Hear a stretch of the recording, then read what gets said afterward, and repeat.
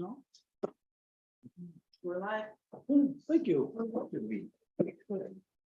Good evening, everyone, and welcome to this final meeting in the month of September. As the evenings get a little bit darker every day. Glad that all of council is able to be here tonight to discuss our reasonable agenda. I'm sure we'll find a way to lengthen it, though. Welcome to the people at home that are joining us on YouTube. There will be an opportunity at the end of the agenda session before we go in camera for the folks at home to give us, submit any questions they may have on any issue that is discussed around the council table tonight. And as part of our agenda, item 3 is the public input session. Again, when those of you at home can state your name, tell us where you live in Mahone Bay, and you're free to ask any questions or make any statements for council that you may choose to do. So with that, we'll begin by acknowledging that we are gathered tonight in Mi'kma'ki, the ancestral, present, and future territory of the Mi'kmaq people. We gather with the intent followed by the living peace and friendship treaties, and we do so with respect, cooperation, and coexistence. Call the meeting to order. Before we call for an approval of the agenda, I'd like to welcome Andrea Hislop tonight, who is our municipal advisor from DMAH, replacing the former, who has returned from maternity leave, but is going on to bigger and better things. And I'm sure Andrea has got the same plan for herself. And no introduction for Aaron Long, who's going to be leading a discussion focused on area, and also Meg Hodgins, who is with area as well. So welcome to the people at home. Council, you have an agenda that was emailed to you in anticipation of this meeting. What is your wish? I'll move, but let's put an addition in first. Okay. What's your addition? Under council items, I'd just like to discuss an item under fire prevention. Fire prevention. Okay. So that'll be 7.4. All right. So do we have a seconder for the motion as amended? Councillor Feeney seconds. You've heard the motion duly seconded. On the question, all in favor? Motion is carried. We will proceed with the agenda. First item is the meetings of the regular council meeting of September 12th. I move that the minutes of September 12th, 2023 be accepted as circulated. Thank you. Happy to second that. Councillor Feeney, thank you. So on the motion to accept the minutes of the meeting of September 12th, you've heard the motion, seconded. On the question, all in favor? That motion is carried as well. Let's go to item number 3, the public input session. How many folks do we have watching this? 6? Mhm.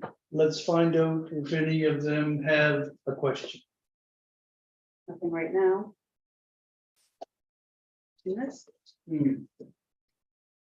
We'll wait for a few.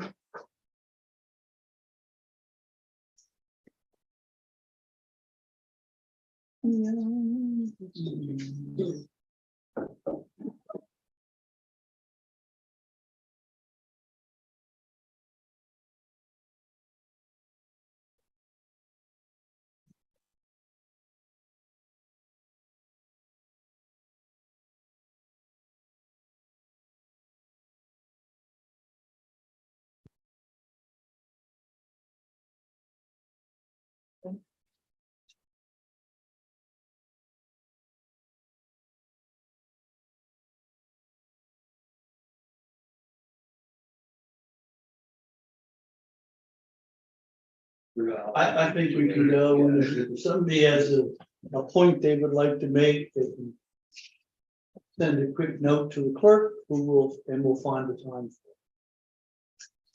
We have no presentations. Let's go on to correspondence. What is your wish? Motion to receive and file, Your Worship. Thank you. Seconded, Was the motion to to receive? receive and file. On the question, Council, or Yeah, Councilor? yes, Curran? please. I wonder if we should refer the noise bylaw, the letter from the Christine and Greg Little to our ongoing discussion at the Policy and Strategy Committee about the noise bylaw. Okay. Can we amend your motion? Sure. Okay. So the motion is amended that item 5.1 will be referred to the Policy and Strategy Committee, and the other document will be received and filed. Okay. You've heard the motion, duly seconded. All in favor, motion's carried. Thank you. Now the moment you've all been waiting for. It's the end of the month staff reports. CAO is waiting with bated breath for any questions you may have. Well, thank you, Mr. Mayor. I was going to head off with a question from Councillor Wilson. There has been some delay in getting the water stats up to date, so these are the same ones that you saw last time, and I'm sorry about that. If anyone else has any questions, I'm happy to take them. I would like to comment, Your Worship, it's nice to have a proactive seal. Okay. You shouldn't have to do it because you should have the updated stats. So next time we'll do that instead. If I may, I just want to make a comment that looking at the stats on the Code Red registrations, there's been a steady increase ever since it began, which is impressive. So that currently there are 424 residential and 309 text. I can't remember the other one. But if we have something like 500 plus. So it's there's two ways of dividing it: 424 residential, 19 business, or 218 email, 309 text. But I guess in total we've got about 440. Yeah, so it's a good number compared to what we started with. And I think it's over 2/3 of the dwelling units that we're hoping to capture. Yeah. Yeah. So those who aren't on it miss the information about who to call during Hurricane Lee. And after the hurricane, there were a couple of comments on social media. People weren't using it because he didn't like one thing or another about it, but the staff look at, do we get those kinds of complaints? And then do we look for what it's, how it's rooted in the system? Whether we get those kinds of complaints, I guess somebody might occasionally contact us, but we certainly don't see all of the comments that may be posted on social media, no. depending where. Yeah, I mean, if somebody posts on our social media looking for instructions about Code Red or something along those lines, then I'm sure we'll get back to them. There was a comment that somebody said somebody told them that the information's out of date by the time it goes out, but it goes out 30 seconds after it's put in, so it's just inaccurate information. Yeah, we may have had one time where we like took 20 minutes to get an update saying the power would be restored soon, and it got restored even sooner, and it was on by the time it went out, but I mean, you know, we're trying. It's a shifting situation, so, yeah. And anyway, that's good news. If the Yeah. guy comes back on sooner. It is working. Yes, please. I'm just- Councilwoman Crowe. I'm just wondering if there's an update on that water break that was on Edgewater Street. Was there supposed to be there? You've got good memory for that, yeah. There was supposed to be a deadline of right now. Yes. So I talked to Scott today to see whether we were cutting him off today or what. So they had an arrangement with a plumber this week that Scott believed was really gonna happen. And it didn't happen. And he was asked to reschedule to Monday. And he said, this is the absolute last thing. If I don't see him Monday morning, I'm turning the water off instead. But as of right now, his water actually is on. Okay. I know council gave him till now, so that's a little bit outside of council's direction, but Scott believes that he's operating in good faith, so we'll give him till Monday. And I'll let you guys know.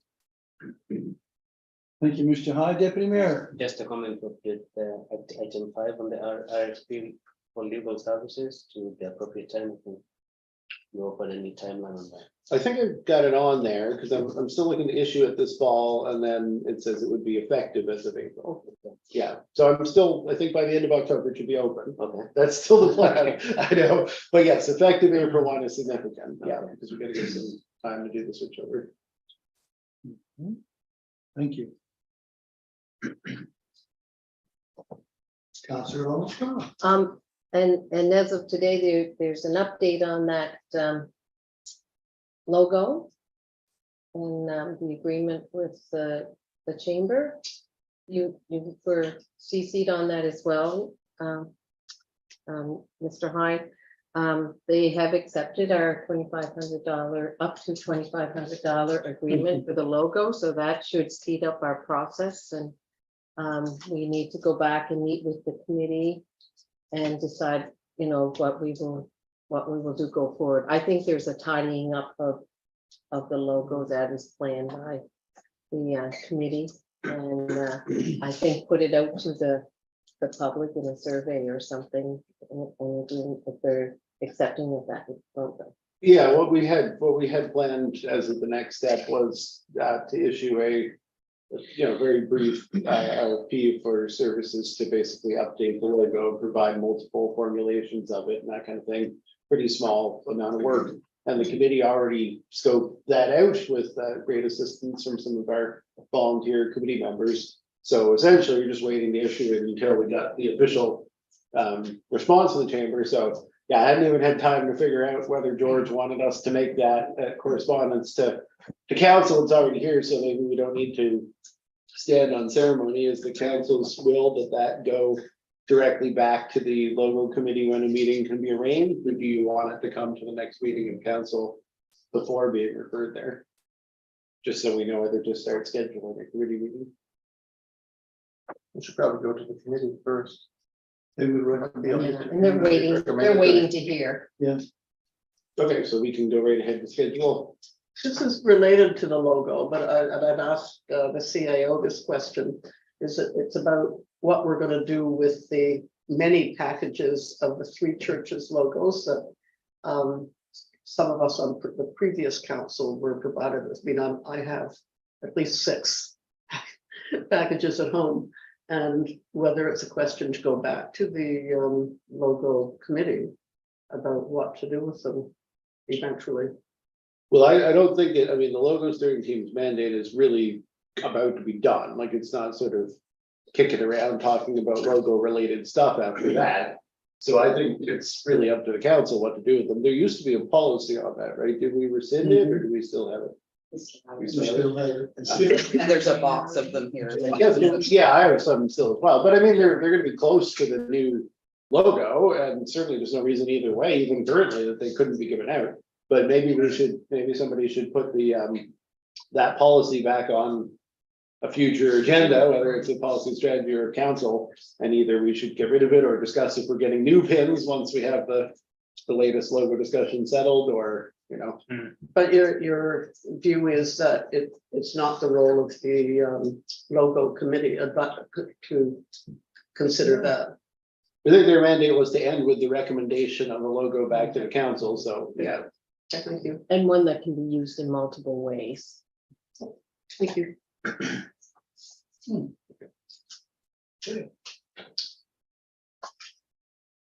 Anything else? For CAO? Deputy Mayor. Something over to accept the report as presented.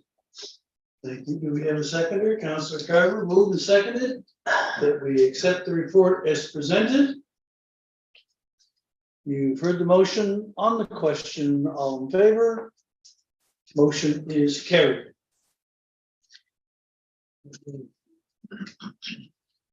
No.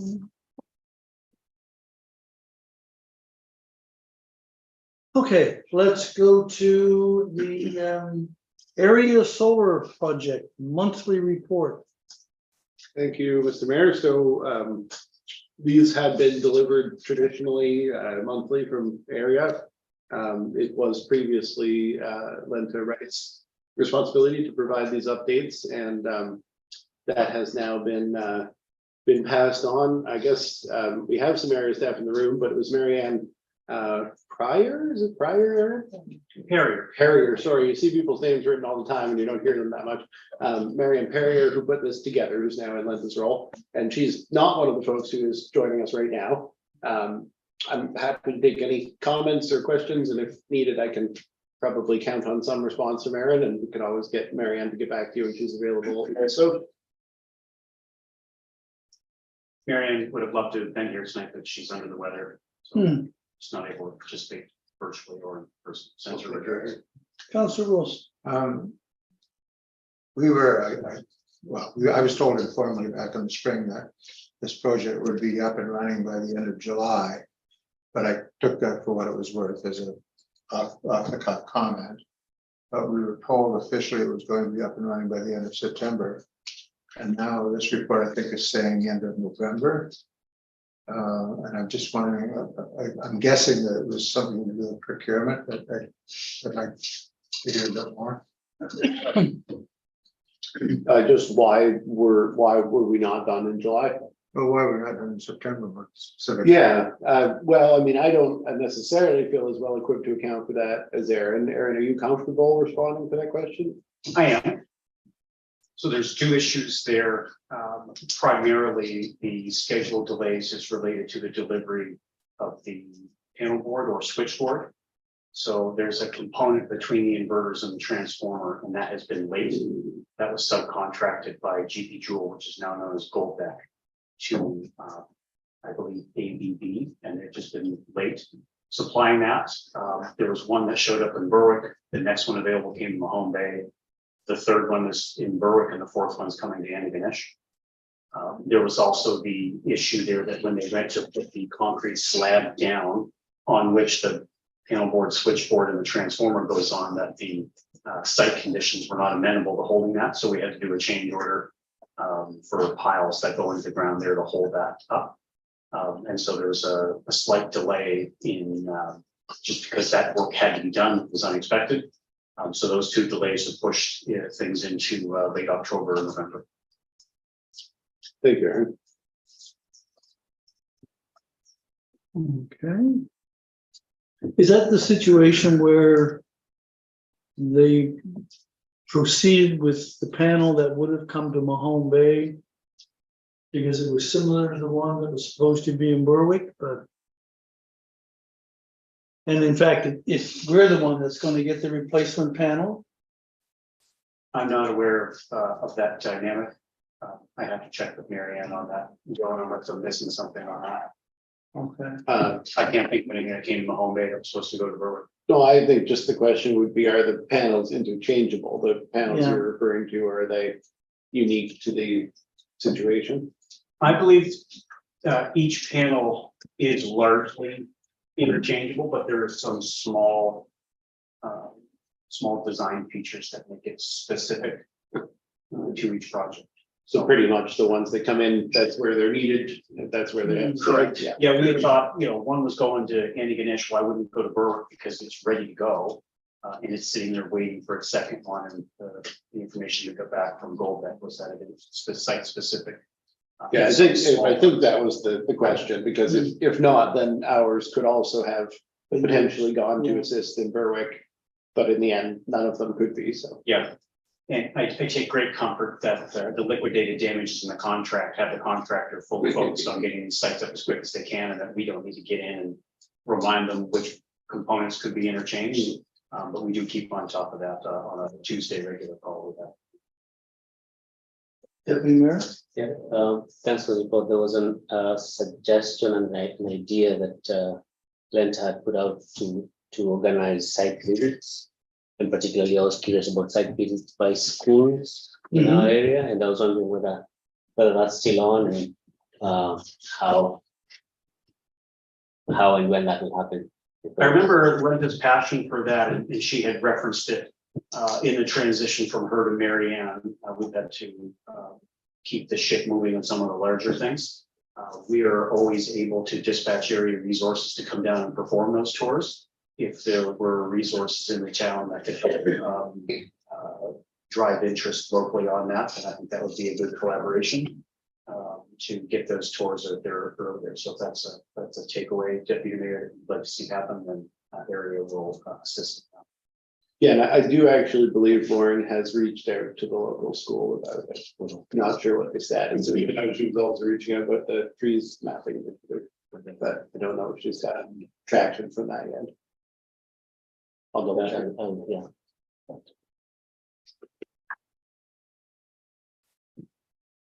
Councillor Would Carter? the tours be an appropriate project for Municipal Awareness Week? Yeah, certainly.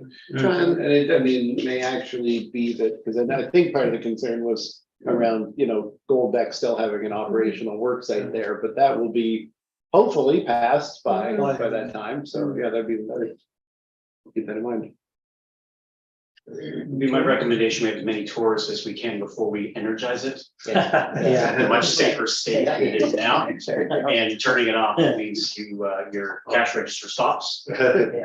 Unless you want to do the tours at night, but probably nobody wants to see it then.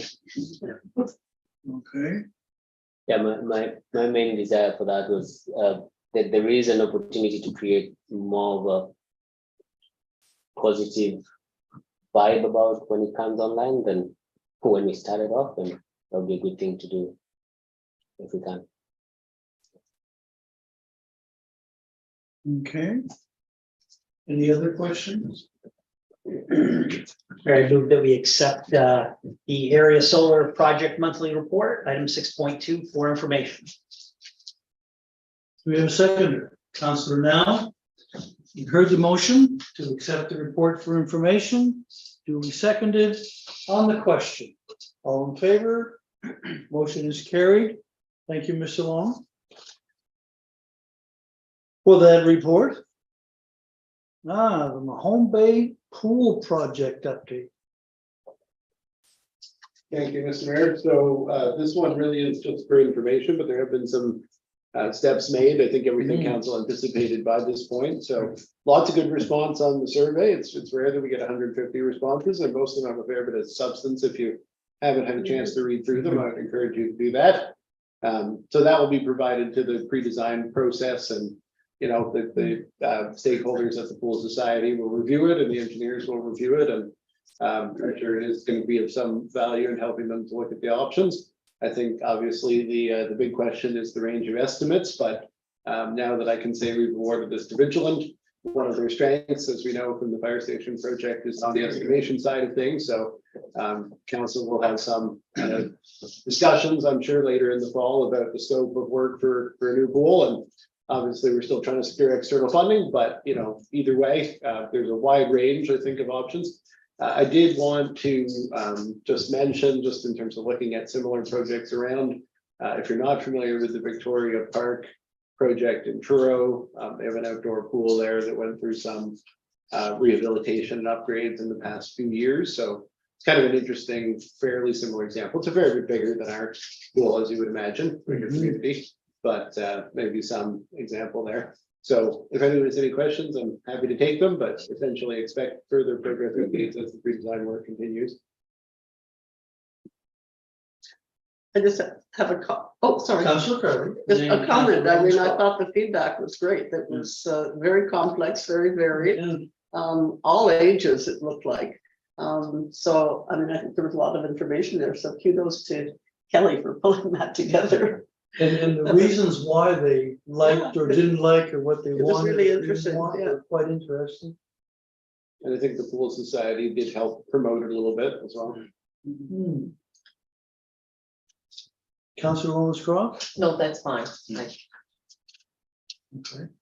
And the report is just presented for information. People really get a benefit from having, blue chip project management involved at the beginning. So if you go back to earlier in the term, we had some hiccups on other files, but it's really comforting to have Vigilant, who we have so much of a positive experience with around the fire hall. So this should be on rails. Got a lot of confidence. Okay. Anything else for? Oh, let's move your eyes off. Let's go to item 7, council items, appointment of a new fire inspector. As a note that was in your package, is written, we successfully hired a new fire inspector, Matthew Bostelli. I just started work this past Monday, and he is going through his orientation and the quote, usual onboarding. I always think of that film was called Welcome Aboard. And, anyway, entertain a motion to appoint Mr. Bostelli as our fire inspector. Thank you. Do we have a seconder? Deputy Mayor seconds. Heard the motion. All in favor? That motion is carried. Thank you. Nova Scotia Nonprofit Housing, Councillor Carver. Yes, I'm sorry, I'm going to try and speak to this from memory if I'm having trouble opening my items here. The Nova Scotia Nonprofit Housing Association did reach out with an invitation to people and organizations that might want to join the association. And municipalities are amongst the eligible potential members. And so it occurs to me that it would be a useful membership for the town of Mahone Bay, since housing is such a particular issue in general, and in particular because it's very high on our agenda. So I would like to move that the town of Mahone Bay apply to join the Nova Scotia Nonprofit Housing Association. Do we have a seconder? Deputy Mayor seconds. On the question? I only have one thought, Councillor Carver. Who does the NSNPHA make recommendations to? Or are they a lobby group to the provincial government, or? That's a good question. I can't open my thing, so I can't speak to it with any sense of conviction. I believe that part of the function is to enhance information flow amongst all the people and parties that in the province who are invested in housing issues, and the deputy mayor has something to add. Well, the association was formed because one of the challenges in getting traction on affordable housing has been that there's a fragmented sector whereby there's lots of players around, but they don't have one voice that they can talk to the province or the federal government as one voice. And this is an effort to make sure that that purchase. So it's many of the groups that have been doing affordable housing. So SHARC would be, we have some participation in that. There are many other groups around the province. So that's what it is basically. And they have some, I guess, key things that they want to do, but mainly a big piece would be that one voice advocacy and education. Empowering folks. Okay, thank you, Deputy Mayor. On the question, all in favor? Motion's carried. Thank you. Okay, well, let's go to conversion of wastewater treatment plant laneway to a public road. Thank you. Well, my email, I think it's self-explanatory. This file has been sort of floating around for years, I guess, in one form or another. And we agreed to wait till the review is finished to see if it could accommodate this situation, and clearly it will not. But at the same time, as I understand it, the CAO is investigating what is needed to convert, I guess, all of the laneways in the town into some sort of legal, formal road that, whatever its name might be, that would be a legal roadway for the reasons stated here. So I'm of two minds. My thinking is that it would be better to move forward with designating this particular lane as a legal roadway now. Because in addition to that, what is required for any building up there, as I understand it, is a sign off by the fire department that they can in fact get a vehicle in there in an appropriate fashion. So it's needed, should there be any housing ever built back there. I think it's also needed for the existing $7 million worth of hardware we've got in the solar garden. Should there ever be a fire up there. So with that in mind, I'd like to move the council direct staff to do take the necessary steps to designate the road to the solar garden an official street/lane of the town. Seconded. On the question,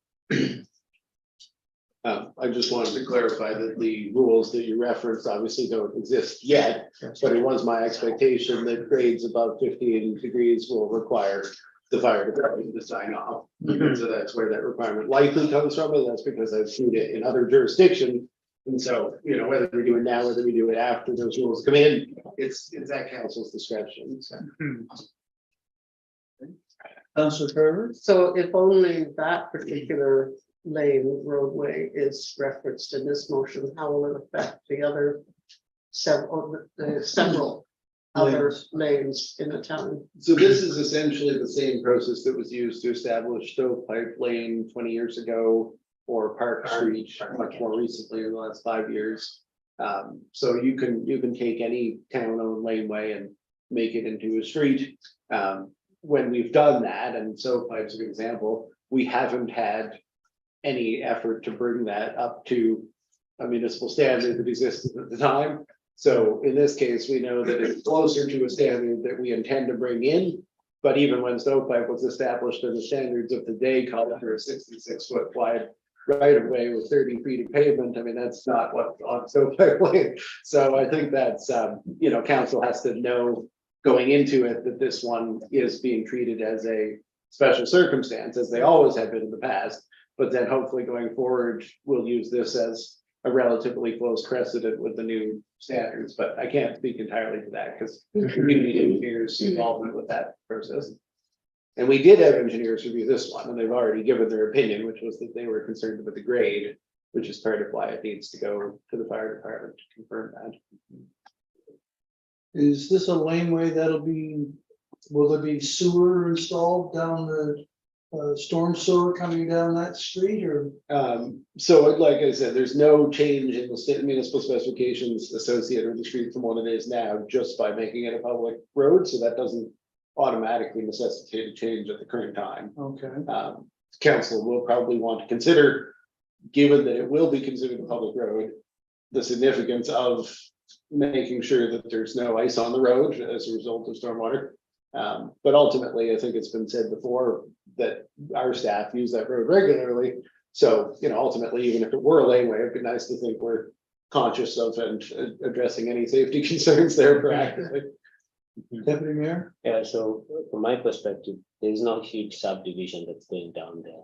There'll probably be 1 or 2 properties that will be developed, and if you compare to other laneways that we have around, it just makes sense to open that up. So rather than, the municipal standards will come, and I'm sure that lane would probably fare better with those standards than some other lanes that you just mentioned, Stovepipe. So I think it makes sense to do this. Therein lies the problem, Deputy Mayor, is that we're going to end up with 2 classes of roadway in the town. We already have. Yeah, we will. But in fact, we have more than 2 classes. But that's all we're aspiring to. We're not looking to improve the roads that are currently chip sealed. Yet this new road may end up being a typical street in the town. Maybe I don't understand your concern. So I think at the end of the day, to be us who maintain that road to the standard that's required. Even now, we're supposed to maintain it. Yeah, usually the consistency is when you're saying that if someone wants to turn over a road to the town, we should try to make them raise it up to some consistent standard. I think the distinction in this case and in the cases of the other ones I mentioned is that we already are the owner.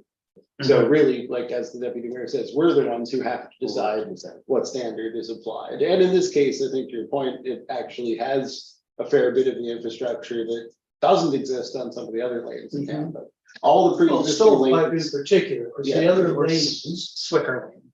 have got a, Well, Zricker's still private for now. yeah. But, yeah, so essentially, going forward, it will be up to the town if we set a standard for new lanes. Whether we go back and look at the existing lanes and ensure that they're brought up to that standard, but that really is the discretion of council.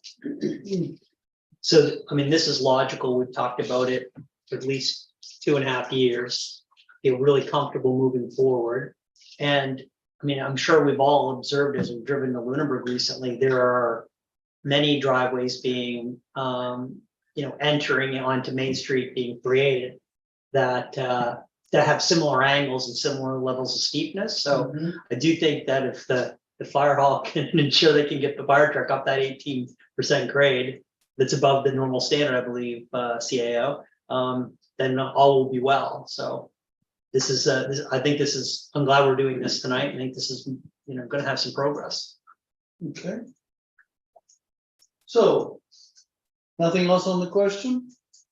On the motion, all in favor? Okay.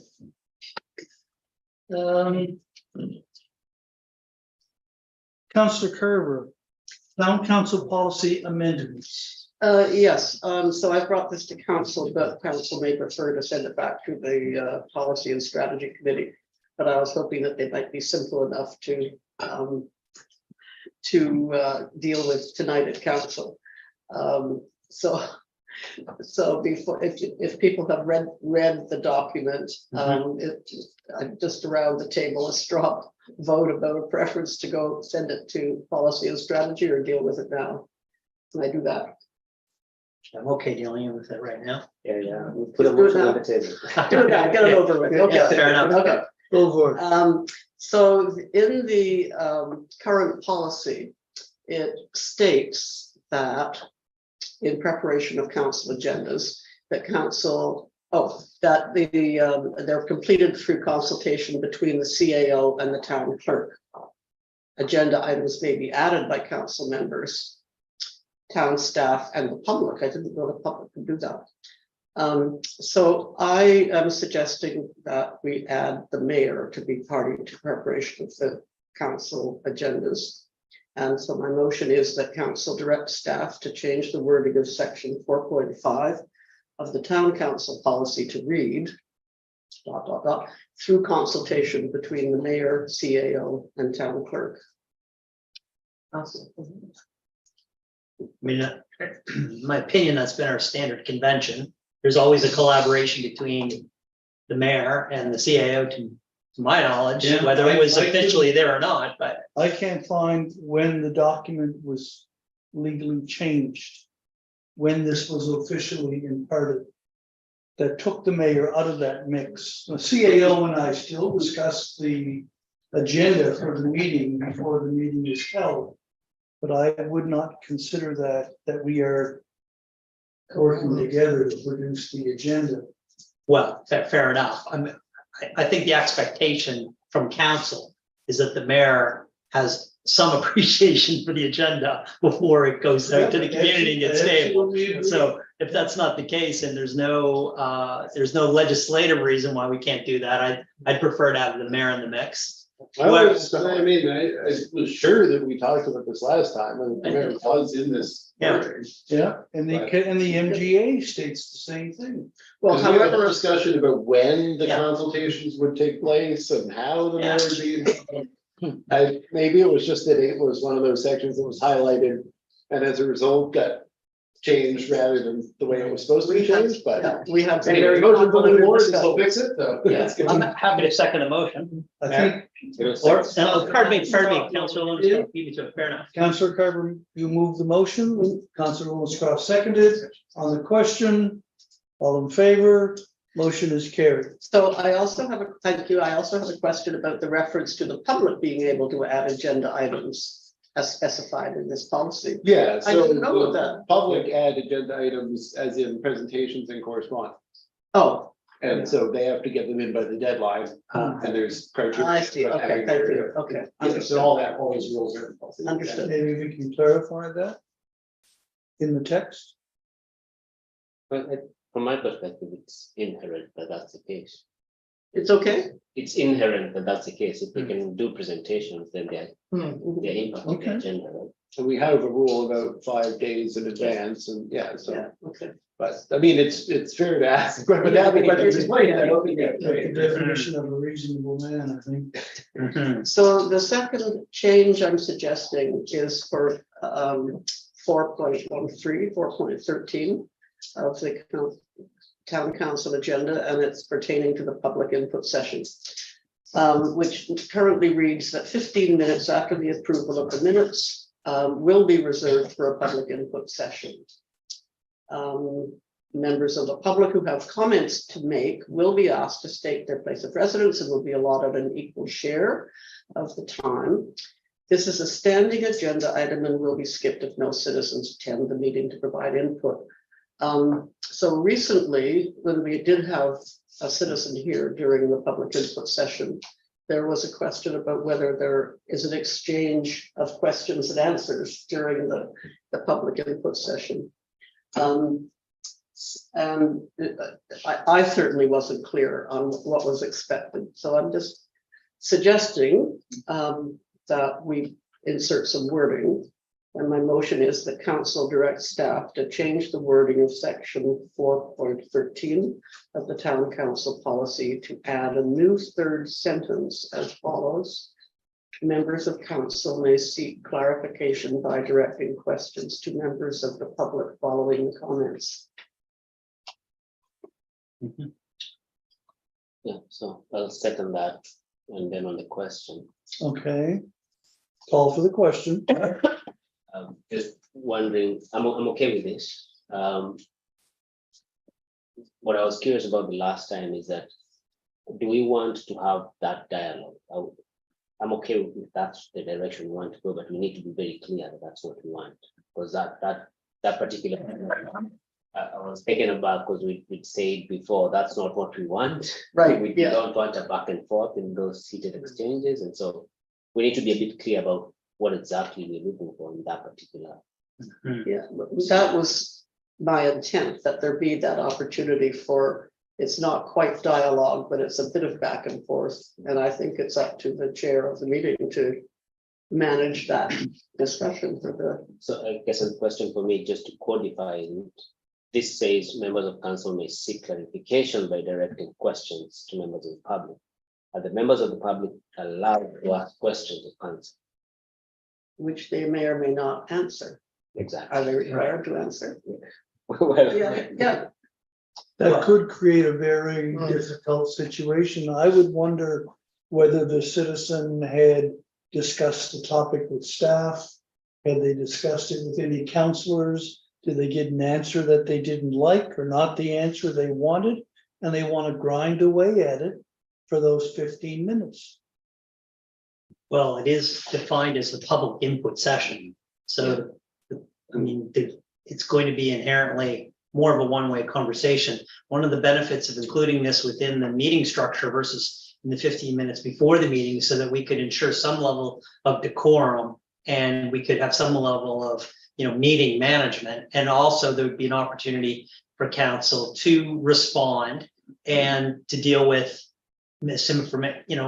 misinformation. And we'd also have the opportunity to refute things that are just factually incorrect. And so the general consensus of council at the time was we no longer wanted to be required to have just a one-way flow of information where we weren't able to respond because the community's expectations are that if they come to council and they talk about some point, that they're going to get a response. Like there's an expectation that it's going to be, there will be a back and forth. There's an expectation that they will receive answers. So if we're unable to provide any answers, we certainly can say, we'll follow up, or we'll schedule another meeting, or we'll take it offline. And I think Councillor Carver's motion kind of allows at least that to occur versus the previous process, which had the challenge of us not being, we just had to sit there like, frogs in a log, if you all recall. And they were just making sure.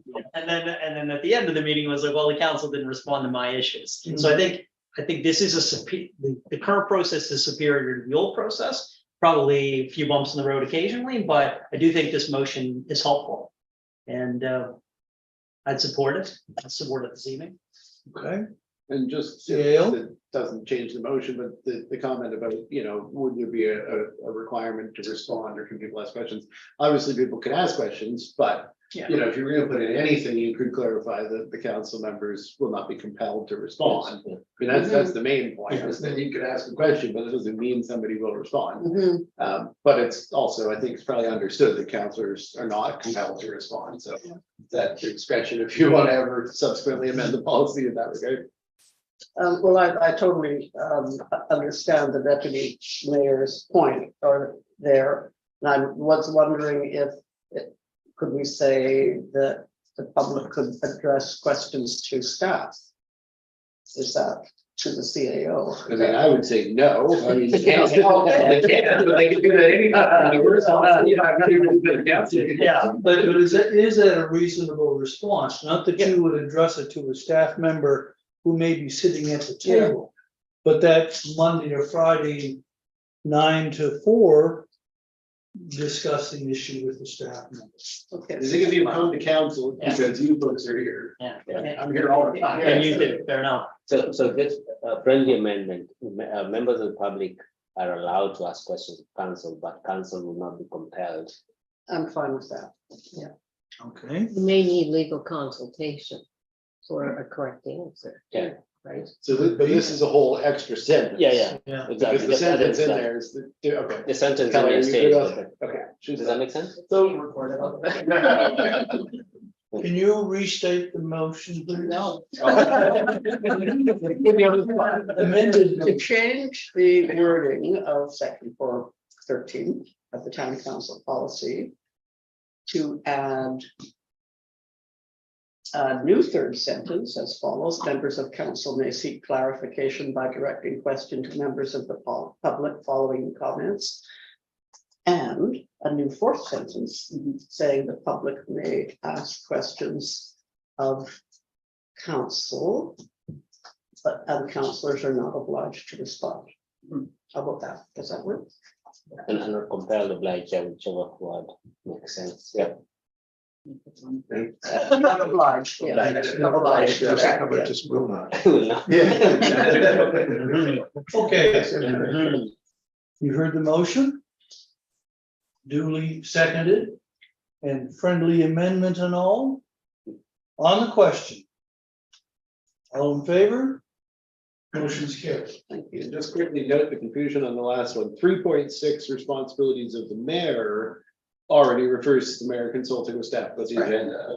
So it's just that we changed that, but we never looped it around and changed the agenda section to match, so. Okay, I knew there was something. yeah. Takes a lot of eyes to. Item 7.4, this was the amendment that we had to our agenda on fire prevention.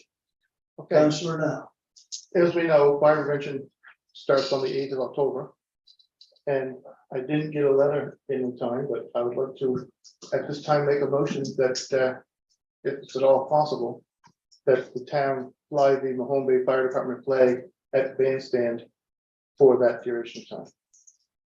What is the duration? It starts on the Sunday, so I would say maybe put it up the Thursday before fire prevention, which would be The first Thursday in Yeah, the October. of October. Right through to the say 17th, which is the Tuesday after fire prevention. 5th to the 17th. I don't know if you know off the top of your head, Kelly, and. I don't think there's no. Nothing. Great, all right, well, then we should be able to do that, I mean, if the motion passes. And we'll have some firefighters at the bandstand for the flag raising on the 5th of October. Hopefully, I'll be there. Do you have an extra flag? Okay. And a second? Second, Did you second it? trying. I don't. I'm looking at the fire chief, Oh, former fire chief. No, it's still a fire chief on the website. Well, that's all that counts. Whose website? I would Councillor say- Bailey. Did that okay. exchange across the table include the day when the flag's gonna go up? And the 5th of October, 5th of October. till the 17th of October. No, but what day is the flag raising? The 5th. The fifth, okay. Yeah. Moved and seconded. Hesitatingly by the deputy mayor. On the question. All in favor? Motion's carried. And I promised the mayor that it was short, so we're. Thank you. Let's go to let's go to committee reports. The SSODA. August 2023 statistics. Who will be speaking to this? No one has to, unless there's a motion. I was gonna make a motion that we accept all of the reports, 8.1 through 8.6 A and B for information, your worship. There are no motions attached. Okay, 8.6 does have a motion. It does. Oh, my apologies. Councillor Kerr. Go down to 8.6, and then we have a decision to make about the accessibility. Yeah. Sorry, Okay, I so misspoke. 8.1 to 8.5. Yeah. We will be a motion to receive and file. See for information, sure. Yeah. Unless there's any questions about those specific reports. Just 8.1, mine are blurry, I don't know, do we have copies of those that we can have? Are those pamphlets that, Oh, yeah. Oh, no, it just takes a second to load. Yeah, Or at least it. take the moment to load it, yeah. oh, is that it? Okay. Yeah. Mayor, can you just refresh my memory on SODA, what that acronym stands for? So sure. So sure. Does anybody know? Open Doors. Open Doors Association, fair enough, thank you. Open Doors Association. Interesting stats. So sure, Open Doors. Okay, do we have a motion or do we not to accept those? I don't know, Reports. there isn't a motion prepared, is there? But essentially the motion will be to accept, is that right? Mr. CAO, that 8.6. we're going to be voting on. Oh, in terms of 8.6, yeah, did we vote to accept? No, yeah, oh, we're sorry. Voting on 8.1 to 8.5. Yeah. Receive and file. Right, thank you. Right. Senator on All in favor? That motion is carried. Now we'll go to 8.6 on the advisory committee.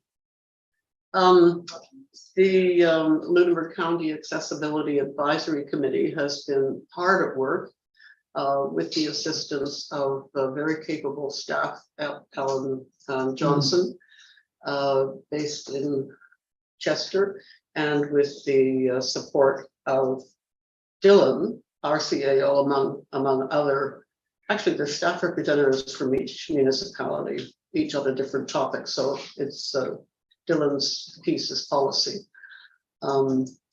So I would like to ask council to approve the draft Town of Mahone Bay Accessibility Implementation Plan as presented. And this, oh, that's my motion, and then I'll speak to it during discussion. Thank you. Second motion there. Moved and seconded So on the question. yeah, on the question. So it's been a lot of work, and I want to say I'm so impressed with the members of the committee. Half of whom are members of council and the other half are people with disabilities or people representing disability issues in the county. And people just slogged through. If you've looked at the document, it's long and it's dense, and they went through it, talked about it, every single item. So it's a really impressive document. And I really encourage you to look at the Appendix A, because in Appendix A, it shows the barriers. It really specifies the barriers that people with disabilities experience, and it's very helpful to understand what that looks like, what that feels like. And it also lays out very clearly the goals of why we're doing this. So there's a very heavy education awareness in the early stages because it goes over several years. And they're really stressing the training for new councils as well as for staff in terms of understanding disability, being aware. They really want to coordinate with the developing justice, equity, diversity, inclusion initiatives that are developing in the county, because there will be similar kind of structure of the committee and of some of the issues as well, some overlap. And it's really going to be an opportunity for the county, the 5 jurisdictions, to share resources, people, and things like equipment, accessibility equipment, or people resources like ASL translators, interpreters. So that's the pitch about this. I think I'm sort of proud of that committee. It's done well, hard work. Okay. BAO, Oh, just to say with respect to the changes that they're presenting back to us, having been involved through the whole process as was Spencer Carver, I don't see any concern with the changes that they're recommending. It's kind of unusual that if anything, I think their changes kind of moderate or pull back on some of the text, just small tweaks to make it less challenging in some ways to comply. And that's, shows a level of nuance, because we're the ones who may have put our foot in it in 1 or 2 places saying, we will definitely do this. And they're like, the town will try to do this. And it's like, well, if that's what they're telling us, then, that's obviously putting a lot of thought into it. And it is an ambitious plan, but that's what we're trying to achieve. So we'll be able to report back, and it's a living document, and some things will get done and some things may not get done as quickly as hoped, but so the reality of it. okay, Councillor Lawrence Cross. Can I ask a question to Councillor Carver? Both of you? Right of refusal. Go ahead. Well, I'm just, when I am concerned about compliance with, handicap parking and whatnot. Is that going to be part of, but how do we enforce these bylaws that we can't expect staff at, stores and whatnot to be policing it? I mean, they can always call a bylaw officer, but people are gone by the time they come. Is there thought into how we can do better with compliance? And If I may pass that question to our CAO. There's a couple of different ways that the question could be interpreted. I'll do my best to understand it. So on private premises, the same rules generally apply, although they have longer to comply with them, but we're not involved with that, so their responsibilities to the province to comply, and our responsibilities to the province to comply. In cases where public infrastructure is involved, we're the only ones who have to hold ourselves to account in terms of ensuring that signage is adequate and things are painted properly and there's a proper slope to get up and down from a parking space, that kind of thing. As far as our people using like accessible spaces without a permit, we've had very little issue with that over the years, which is great. People have, I think, a fairly good understanding of that legislation and have complied with it. But if you're ever aware of, or if anyone listening is ever aware of infractions, like usually there's a tendency for it to be a repeat infraction, and the bylaw enforcement person can usually talk to that person if it happens on repeat occasions. But yeah, to my knowledge, we really haven't had much issue with compliance. Now, ours are not the ones that say are like right in front of a store, because those usually belong to the store. so it is So they the may be the store's ones that we've got people responsibility. running in without, Yeah, but then it would be the store's responsibility. okay. I think Dictated by the- employees think it's not their responsibility. So, In their yeah, parking lot. yeah, No, it would be theirs, and a lot of them aren't well painted and not signed, and yeah, I mean, I assume the province will be working with employers to ensure compliance in some fashion, but I don't know what the answer to that would be. Maybe Deputy Mayor does. No, what I think for me is that this is a tool that residents can use, so to sort of hold those businesses to account. Because they will say this is a standard that the municipality has sort of provided.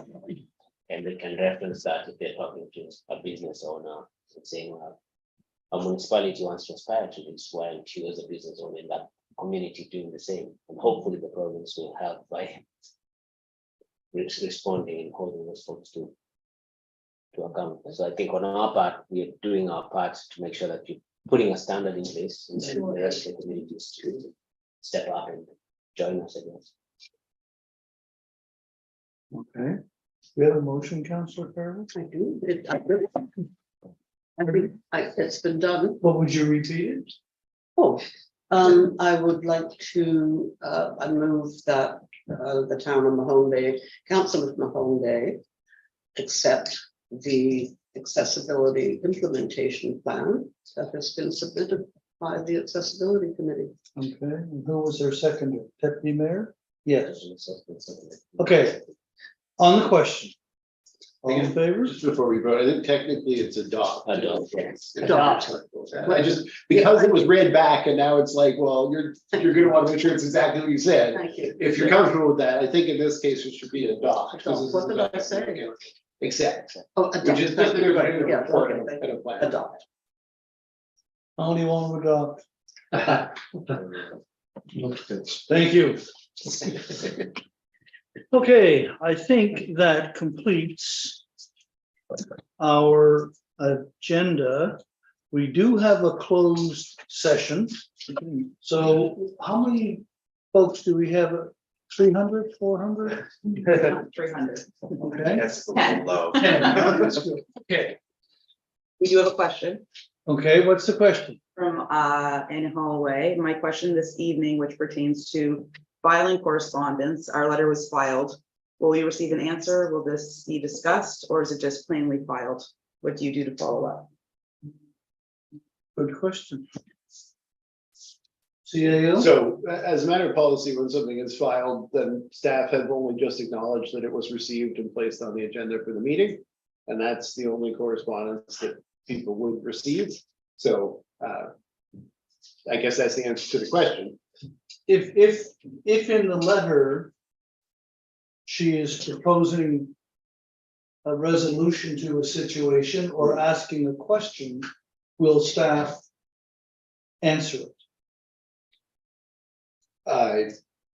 Not as a result of it being placed on the council agenda or being filed. Staff have been in communication with this individual about these subjects. Okay, But what was being asked here is for the council to instruct staff to do certain things. And where the council hasn't done that, then like we obviously, Okay. that's the answer. But you know, staff will continue to work with all residents and answer all the questions that we can. And when it comes to stormwater, we'll certainly continue to do what we can do. But the specific requests that were included were not Okay. actioned by and it council. is my understanding that we are still working to resolve or to respond to some of the questions and situations that resulted as in the Hurricane League. Yes, yeah, I wouldn't say that that specifically relates to the questions that were raised No, here. no, But on an infrastructural level, yes, there are several projects planned for next year, and there'll be an engineering over the winter that are aimed at improving stormwater management in areas of town, including Ms. Holloway's area. yeah, So on an infrastructural level, plans are in motion, and the property owners, they are informed about that. They have met with the town about that. But that's just not what the letter was about, so. Councillor Carver and then Councillor Owens Scott. So the letter asked the town to supply or install sandbags and to direct traffic away from the flooded area, should that happen again. So does that request require a council motion to deal with it, or is that dealt with strictly at the staff level? So I think questions probably should have come up on the correspondence, but I'll address them now. So, you know, as far as the first one about traffic control, we can be directed to report back on what we would do in terms of traffic control, but I can tell you now that in an emergency, we're not in a position to provide traffic control at any one particular location. Like we have a 4-person public works department, including the manager, if they're out there responding to issues around town, they're not going to just set up in one spot to control traffic. It was discussed with the property owner whether some type of barrier could be erected so that it didn't have to be manned. And as part of the provincial highway system, there's no way that we can just close one lane with a barrier and not have flaggers. We rely on outside contracted flaggers to make up the difference in most circumstances because we have such a small team. And during a hurricane, they're not likely available. So I can do a report. I haven't been directed to, so I'm not going to, but that's what the answer would be, that is not a realistic option for the town. As far as the sandbags, I don't want to comment too much. I know there is a discussion going on at the regional level with our regional urban convention organization. I think things like that are included, but certainly it's very preliminary and no commitments are made at this stage, so. Council Rawlings-Straw? Oh, okay, when we decided to file this, I thought the date had passed, so it had happened with the hurricane. So I thought it had been attended to myself. But I know being at that meeting with the letter, the property owners, I thought things were being sent to Remo to see what we can do to mitigate in, like you just said, CAO. So you're waiting for an update on that. Yes, yeah, but I want to caution that this is not likely to be a solution for this hurricane season through the discussion at Remo. Like it's gonna take longer to come up with a fair regional response. Like if council receives a request and says, do this in one instance, we have the capacity to do it, but that's not fair or equitable to everyone else. And so now we're looking at on the whole region, how do you do something fairly and equitably with all of the different municipal units participating? So I just don't want anyone to be under the impression that by the next forecasted hurricane that some solution will be found. But it is in the works. I often you say that and then someone says, well, why wasn't it done tomorrow? And I just don't want to create any false expectations. So I guess my underlying understanding is that the town and staff and council are looking for a long-term solution on the stormwater issue, and that's what we're working on. This was a request for an emergency situation, which is way past, and that when receiving and filing, my thoughts are like, yeah, but we didn't get the same amount of deluge, but doesn't mean that the problem is gone away, but we are looking for a long-term solution, which we should be looking for. Yeah. Yeah. An engineered solution. And I think if council had actually addressed that letter in particular, as opposed to filing it, we would have directed staff to report on the situations in the letter. And basically, exactly what the CAO has just told us is that the project is in the works, but it's not something that will happen overnight. And it's not something that can be backdated to Hurricane Lee. Other questions? No? Can I just request before we get to the motion, move into closed session that we add municipal property? It was referenced in my email, but not on the agenda. Municipal property as item The 8. official grounds for going into closed session, just so that Oh. Municipal property. there's a whole sentence that the sale, lease, security of municipal property. Okay, Section. I have it in the memo. Never keep them straight. okay. We will now leave the public session because we're going to go in camera. And we have no other questions. No? Councillor Carver, did you? You would like the motion to go in camera? Well, I was gonna thank the people at Oh, home okay. before we do that. Thank them for taking the time to join our session tonight. And as always, we do appreciate citizens' involvement. We appreciate their comments and questions. If you see myself or any of the councilors on the street in town, don't be afraid to buttonhole them and tell them what your concern is. Can I just make one simple, Is this your concern? no, Okay, no, just something just came to my mind regarding fire prevention week. Just wanted to make everybody aware that on the 11th, which is the Wednesday, we are hosting a mutual aid parade here in the home bay. oh, are we? Yeah. So it'll be apparatus from all over the county and some from Queens County, along with marchers and we have three-quarter band that we playing and that type of thing. So, yeah, it starts at 7 o'clock at the wharf and goes up Main Street. So just want to let people know. So when the that's happening. citizens hear all the sirens and lights and everything else going for 15 minutes around town or longer, they'll know that it's fire prevention. Okay, well, thank you, and entertain a motion to go in camera. I move that council go in camera to discuss items permitted under the MGA, personnel matters, contract negotiations and municipal property. Thank you. Do we have a seconder? Deputy Mayor seconds on the question, all in favor? We are now in camera. Good night. If you'll let us know when the disconnect is done.